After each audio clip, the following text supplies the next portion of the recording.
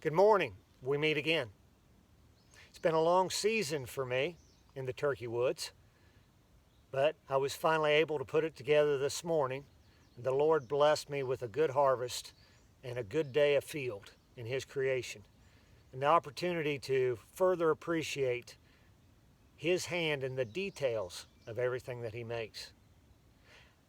I want to mention just a few things about turkeys, if you will. Think about wild turkeys versus the white domesticated birds.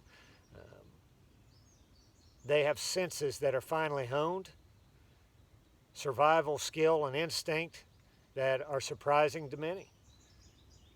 Ben Franklin, our founding fathers, admired the bird, and at least on one occasion had advocated that it be our national bird over the bald eagle, as the turkey being a more regal animal. In the springtime, when the breeding season for the turkeys come along, the males will gobble, drawing attention, a boisterous sound through the woods and across the fields. Hey, look at me, trying to attract females. They'll puff out and they'll spread that big fan so that all can see, and the sun bounces off the feathers that are iridescent.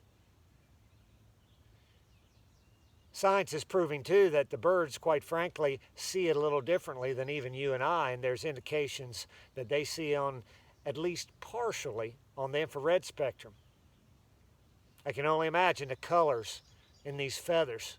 And as these birds puff up and their wings go down on the ground and they strut, the ends of these feathers will be worn flat as they go back and forth on the field, making noise, being boisterous, flashing their best feathers, their best clothes, if you will, trying to attract a mate and trying to convince all the other male birds that they're not as good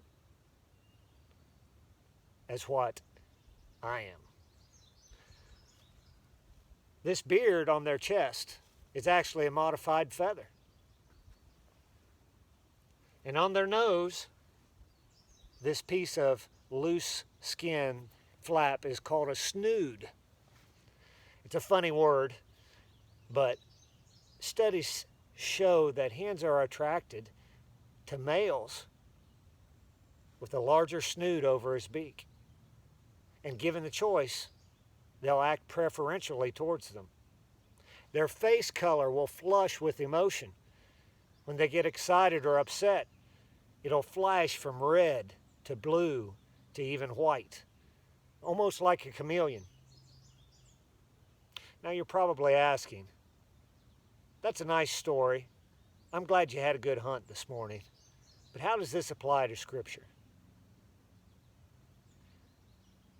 I'm reminded of what Scripture tells us about being boastful and prideful.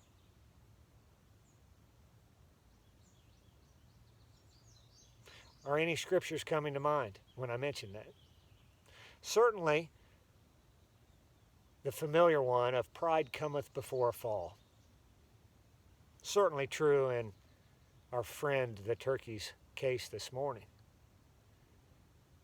As he heard other birds, and they were mimicked, he thought, I must go over there. I must convince them all that I'm the best.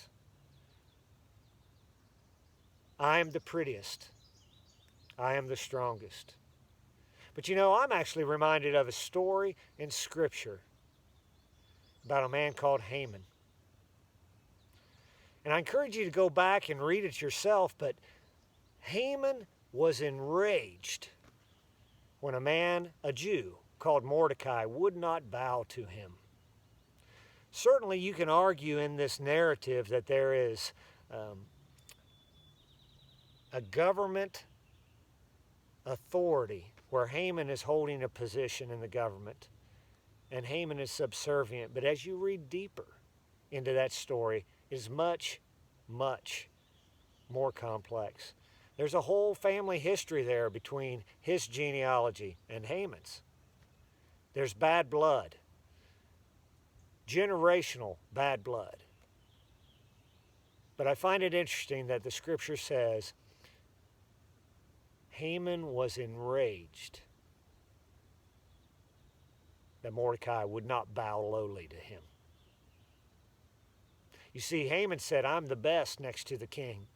Haman had the worldly possessions, and quite frankly, he had the ring of power, if you want to look at it that way. He had gained the king's ear, one of the most powerful kings in the world. And he sat at the top of his court.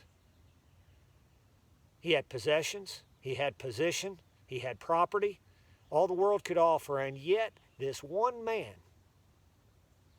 who affronted his pride